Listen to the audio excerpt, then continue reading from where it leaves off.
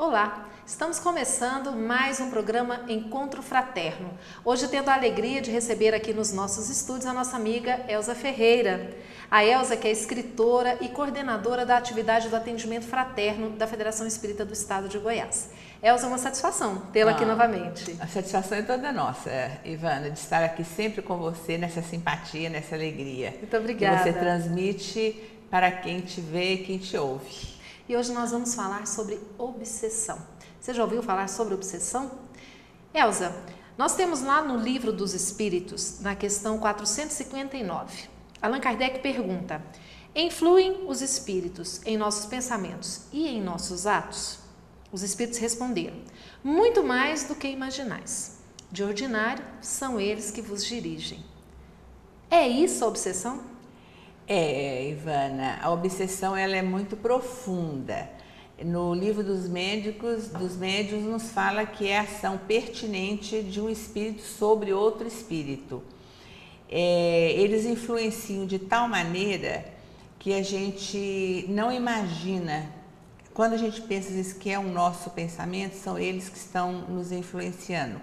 Veja bem, nós aqui, um paralelo, eu sempre gosto de fazer um paralelo da nossa vida aqui neste planeta Terra com a vida do lado espiritual. Os jovens, até pessoas adultas, a gente vê muitas famílias dizendo: fulano foi influenciado por ciclano, não é verdade? Verdade. É aqui na matéria que nós não temos capacidade de sabermos o que o outro está pensando. Apenas através das palavras, do exemplo, dos atos, a pessoa aqui fica sendo influenciada. Agora imagina você no plano espiritual, a pessoa quando sai de encarnado para desencarnado, se ela não foi uma pessoa boa aqui, automaticamente ela de um momento para o outro, ela não será isso do lado do plano espiritual.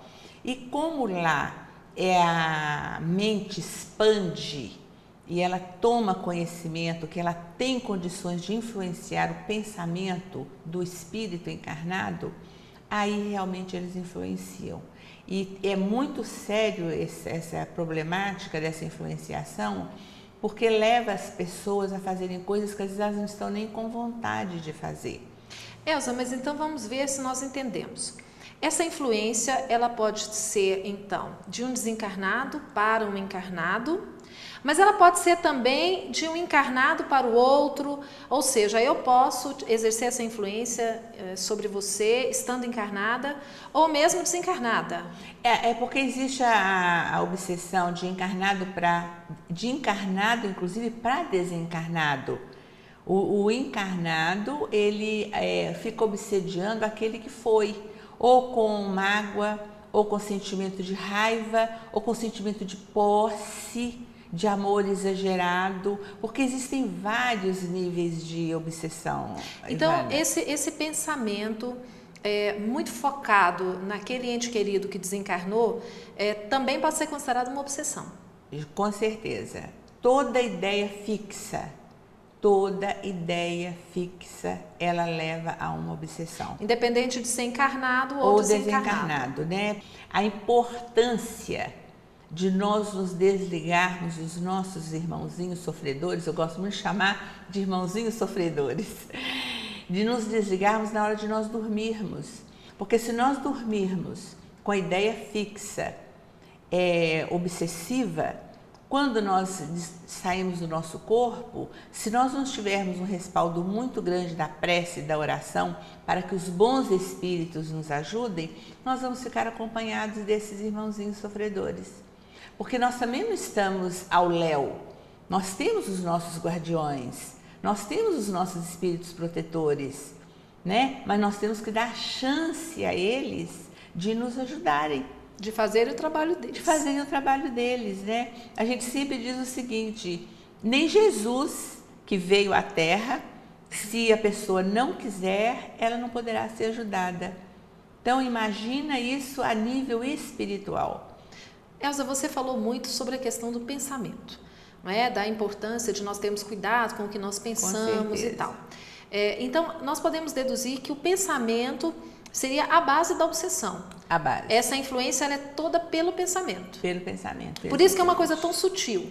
Muito sutil.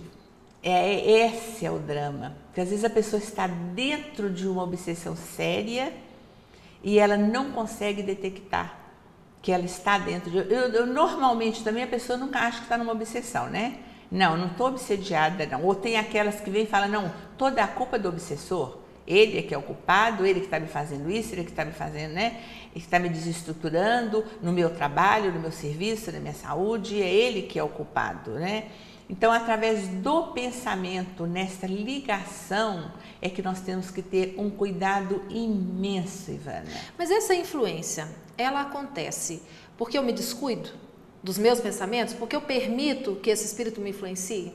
Ou será que nós estamos desprotegidos? Não, nós estamos desprotegidos na medida que eu permito estar desprotegida, né? É prece, oração, né? Que nós temos que ter realmente, termos o cuidado, porque o planeta em si já é um planeta de provas e expiações, onde o negativo está sempre mais presente do que o positivo, né? Então, nós temos que ter muito cuidado, mas olha, você vê, a coisa é tão interessante que nós também não podemos ficar fixados. Nossa Senhora, eu estou pensando isso assim, eu estou pensando dessa forma, vai virar obsessão. Não é por aí o caminho.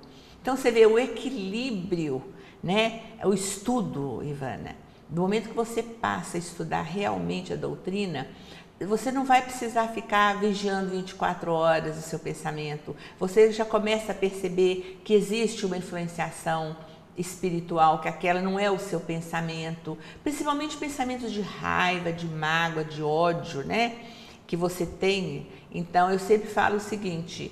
no nosso tratamento. Eu falo nosso tratamento porque é lá onde a gente passa essas informações maiores, né? Certo. Gente, vocês não orem por aquela pessoa que vocês estão com muita mágoa, muito ódio, muita raiva. Porque o que vai sair de bom para você nessa oração para a pessoa? Você vai estar falando assim, nossa Senhora, eu estou rezando para ela, mas o que eu tenho que rezar? Né? Então, reze por você. Para você se livrar daquilo. Para você se livrar daquilo. Para você tirar esse pensamento negativo dessa pessoa. E isso vale para quem desencarnou também. Se a pessoa que desencarnou com muita raiva, você está com muita raiva, muita mágoa dessa pessoa, é melhor não orar por ela. Você vai orar por você, primeiramente, para que Deus tire de você essa mágoa, para depois você ir liberta, orar por essa pessoa. Não vai ter uma conexão boa, né, nessa história de rezar para quem que você está com raiva.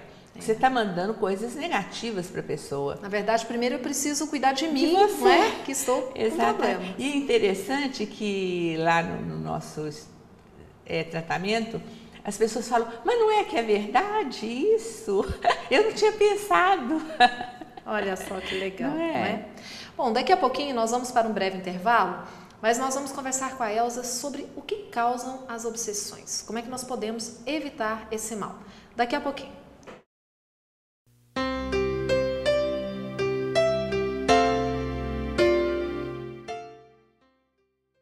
Conheça a Lefé, livraria e editora da Federação Espírita do Estado de Goiás.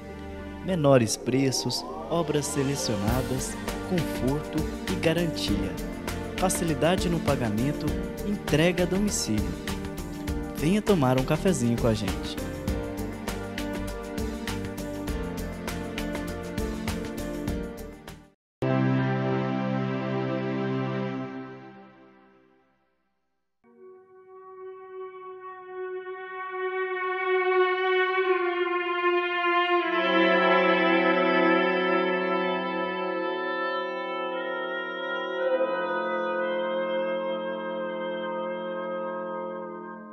Buril de luz.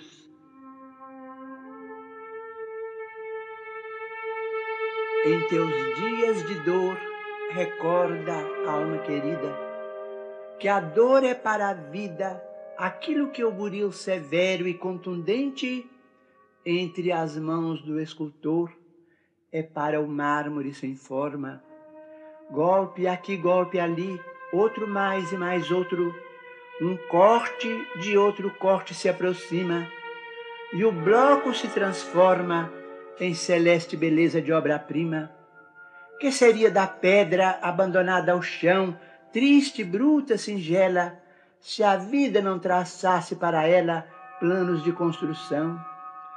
Que destino o da argila, esquecida e vulgar, sem a temperatura desumana que deve suportar para ser porcelana?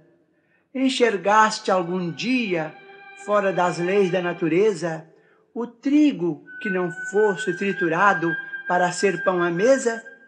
Se alguém te fere e humilha, ama, entende e perdoa, e agradece ao trabalho, a angústia e a prova em que a vida imortal se nos renova, no anseio de ascensão que nos guia e abençoa. Alma querida, escuta, para seguir à frente em plena elevação, sempre mais alta e linda, quem não chora, não serve e nem padece ou luta, parece tão somente um ser espiritual em formação que não nasceu ainda.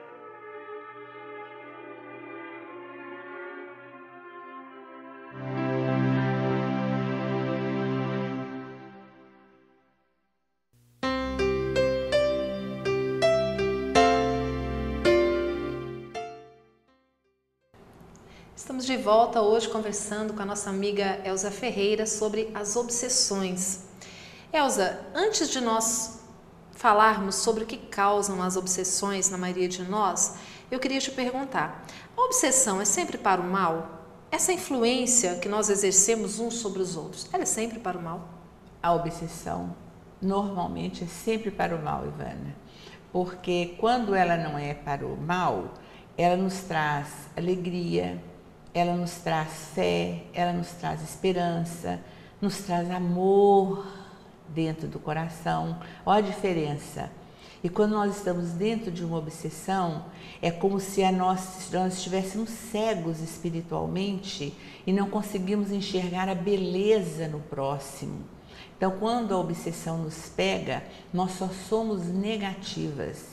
Aí entramos em depressão, em angústia e é aquele choro contido, né, de você às vezes nem sabe o motivo e a razão pelo qual você está naquela tristeza, naquela angústia, e com certeza é uma obsessão, influenciação de um espírito, seja de encarnado para encarnado ou desencarnado, né?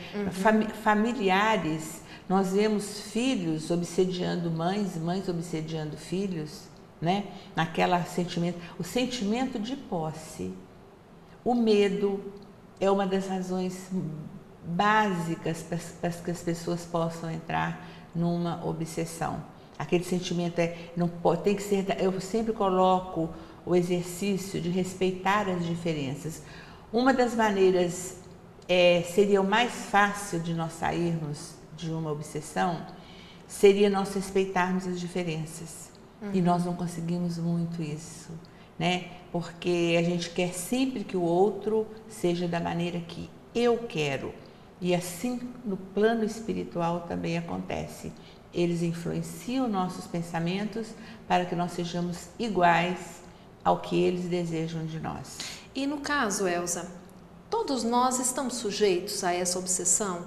Ou você acredita que existam pessoas que são mais suscetíveis? Como é que nós poderíamos definir, olha, fulano está obsediado?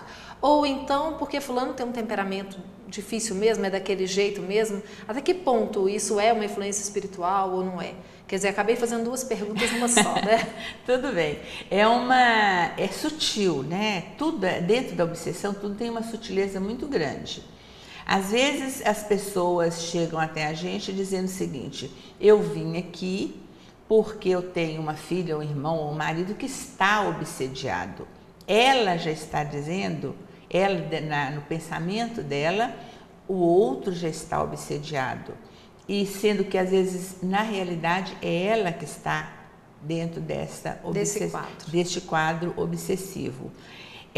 Delinear, claro, e às vezes as pessoas vão muito em centro espírita, que às vezes ainda não tem um estudo suficiente, não entendem muito bem, A pessoa chega lá, às vezes com problemas, às vezes de tristeza, de luto, de uma depressão leve, e eles já levam para o lado da obsessão.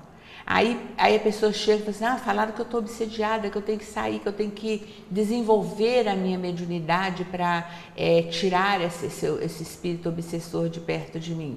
E não é às vezes nada disso. A pessoa, temos também que aliar a uma coisa muito importante, Ivana, que é o tratamento aliado ao tratamento médico também, né? De um profissional. Porque muitas vezes é um problema orgânico. Orgânico, pode ser um problema que começou, né?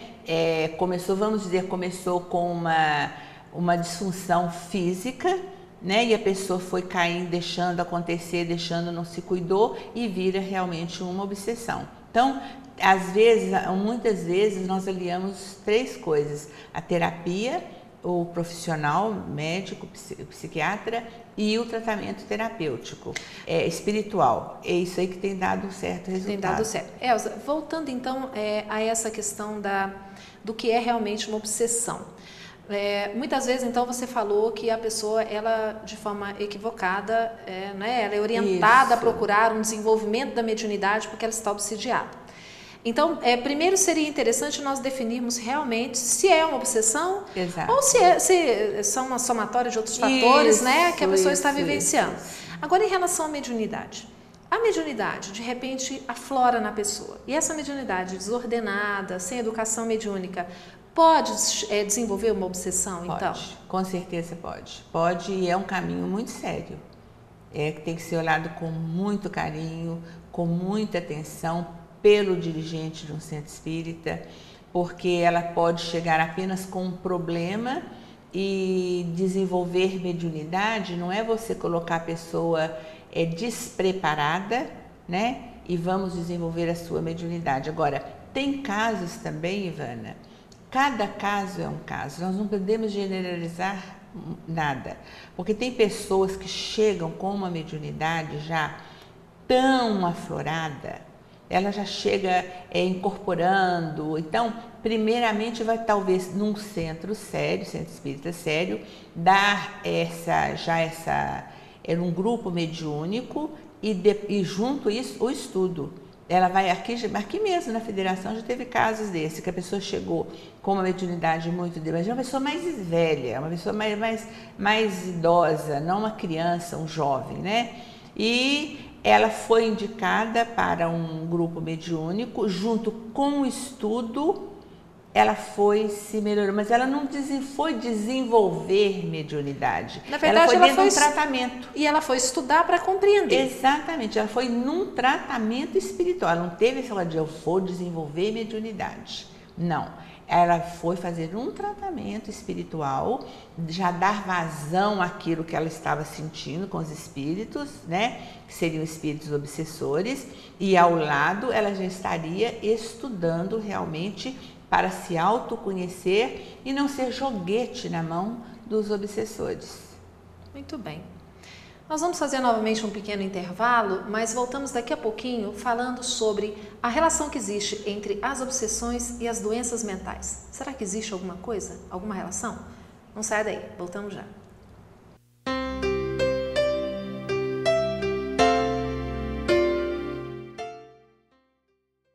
Conheça a Lefé, livraria e editora da Federação Espírita do Estado de Goiás. Menores preços, obras selecionadas, conforto e garantia. Facilidade no pagamento, entrega a domicílio. Venha tomar um cafezinho com a gente.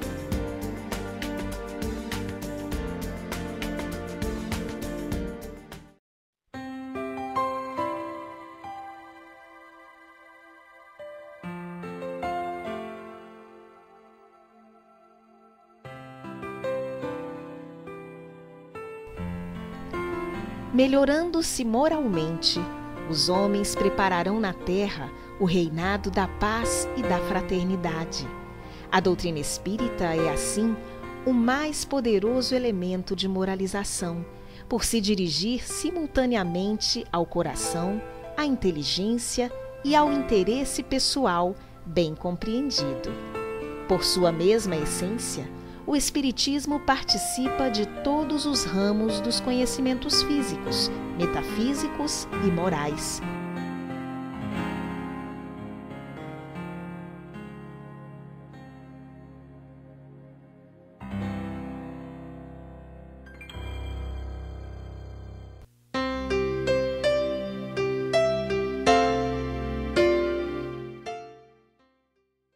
Voltamos agora conversando com a nossa amiga Elza Ferreira sobre as obsessões. Elza, nós falamos então que essa influência vamos pegar um exemplo aqui típico, né, de um desencarnado sobre o encarnado. Essa obsessão persistente, ela pode gerar alguma doença física para o obsidiado? Com certeza, da seguinte forma. O obsessor, ele não tem condições de pegar seu fígado e estraçalhar seu fígado, né? Ele não tem condições de pegar o seu pulmão e fazer uma pneumonia lá séria, né? Ele não tem esse poder neste sentido, mas ele tem um poder muito forte que você está sentindo você está com uma parte do seu organismo, ele já veio fragilizado de outras vidas, ou fragilizou aqui, ou por vícios, ou por doenças, qualquer coisa. Então, ele tem o poder de influenciar o seu pensamento, dizendo que você está muito ruim, que você comeu uma comida. Tá vendo? Eu comi a comida e já está me fazendo mal, às vezes nem está fazendo. Então, ele vai sugestionando a pessoa, o espírito encarnado, ele vai te sugestionando. Então, você vê que tem pessoas que não falam outra coisa além de doença. Você pergunta para aquela pessoa, conversa com ela hoje, ela está doente, amanhã ela está doente, de amanhã ela está doente, ela não consegue reagir. Por quê? O físico vai enfraquecendo naquele órgão que está já enfraquecido por algum motivo. E o espírito obsessor vai te influenciando a ficar cada dia pior. Isso vai muito também na depressão, né? Porque você acha que você está ruim, que você está se entregando, que você não pode trabalhar hoje, que você não pode fazer. Então, é uma coisa que é uma ligação, não é uma ligação concreta de falar assim, estou realmente degenerando esse órgão físico. Ele degenera pelo pensamento, pela influenciação espiritual que você se deixa levar. E no caso dos transtornos mentais? Nós já ouvimos relatos de casos de pessoas que de repente vêm afloradas aí algum tipo de mediunidade. Por exemplo, as pessoas começam a ouvir os espíritos, mas por desconhecimento imaginam que aquilo seja uma manifestação de algum tipo de transtorno mental, uma esquizofrenia ou algo do gênero. E na verdade não existe nenhum transtorno mental, mas a persistência desse fato sem uma intervenção, um tratamento, pode acabar por gerar esse transtorno? Com certeza pode gerar, e quando a pessoa já tem pelo médico diagnosticado, eu tenho um caso de uma cunhada minha, que ela com 33 anos foi diagnosticada de esquizofrenia, realmente teve um quadro apareceram, viu coisas e tudo, e ela tratou anos com os médicos. De repente nós fomos levando-a no centro espírita. Olha que importante, ela foi levada a um centro espírita, foi cuidada, zelada, tomando os remédios do médico. Se acredita que ela prestou um concurso para o INSS, passou e aposentou trabalhando com um quadro de esquizofrenia. Então, ajuda espiritual, mas as pessoas também têm uma coisa muito séria, sabe, Ivana? Elas vão procurar ajuda. Tem um quadro de obsessão, elas vêm e procuram ajuda. Melhorou, sai, vai embora, acabou-se. Mudança de hábito? Nada. Reforma íntima? Nada. Sabe? Não, eu sarei, curei e vem pensando que a doutrina espírita é mágica. Que vou tirar o obsessor, tô tudo bem, tá, vou continuar a minha vida. Bebendo, fumando, sem reforma íntima. Porque reforma íntima não é fácil de você fazer. É um exercício diário. É um exercício diário e é exatamente por onde os nossos obsessores nos pegam, sabe? E é difícil, é muito difícil. Agora, melhorou? Continue dentro do centro, vai estudar. Olha, São casos tão lindos que a gente tem, sabe? São casos tristes, mas também temos tantos casos de fé, de esperança, de realizações pessoais, de pessoas que fazem o tratamento, eles vêm aqui estudar, né? Entram muito no ESG, nos outros grupos que temos de estudos e nos outros centros também que eles vão, né? Então você vê surgir, brotar uma mediunidade bonita, a pessoa largar uma obsessão, sabe? É uma glória, sabe? Um ato de fé, é um ato de esperança. Você falou aí na importância da fé. Nós sabemos que a obsessão, ela não é um privilégio dos espíritas, não é? Qualquer pessoa sofre essa influência o tempo todo. Isso. No caso das pessoas que não procuram uma casa espírita, qual seria o mecanismo para pessoas que têm outras religiões? Seria a reforma íntima? Seria o antídoto? Com certeza. E as outras religiões também que a gente percebe, elas também batem muito na reforma íntima, sabe? Tem os pastores, tem os padres, tem as messiânicas, tem enfim, várias religiões que elas estão também chegando a esse nível de consciência. O quanto é importante, olha, o básico, o perdão. É difícil? É fácil você perdoar? Não é fácil.